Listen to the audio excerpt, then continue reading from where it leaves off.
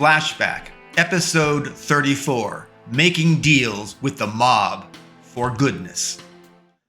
We were waiting in our safe house for the Mafia to give us our instructions. From Mob Boss Liborio Bellomo, aka Big Boss Barney, to receive the details on what he commanded we must do to atone for our transgressions against the mob, and to give him $100 million in diamonds and cash, to hire the mob to help us infiltrate Soros's Lilydale compound fortress in upstate New York.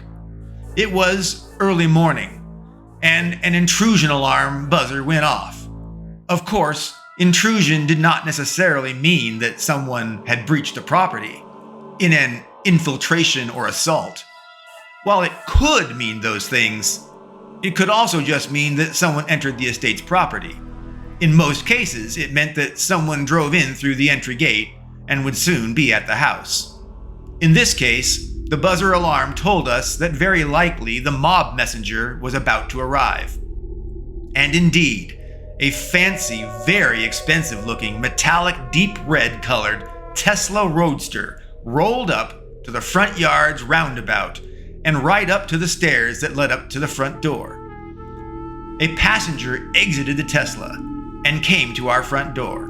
He was clearly someone higher ranking than the foot soldiers that we had seen earlier, alongside Mafia boss Barney. This guy wore nice clothes. He looked quite dapper compared to the thugs that we had dealt with earlier. He was fancy. His car was posh. He wore a silver fedora and shiny silver jacket, and he wore a very nice shirt and tie. To finish off his look, he wore a circular, cool-looking, thin wire-rimmed designer set of sunglasses. Or should I say, shades. The dapper man introduced himself as Carmine Luso Errechetti. He said, "Just call me Luso." He handed me an unmarked envelope and said, "Barney sends his regards."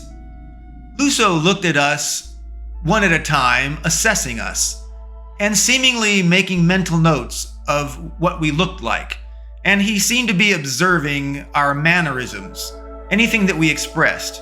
He seemed to be quite very observant.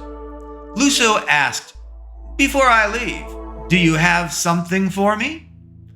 Sarah nodded and presented Luso with a wheeled metal travel suitcase. She smiled. "Our donation is all there. We trust we will get credit without a receipt." Luso, without saying a word, walked over to the metal suitcase and placed it on the kitchen table. And he began to open it. And inside, he saw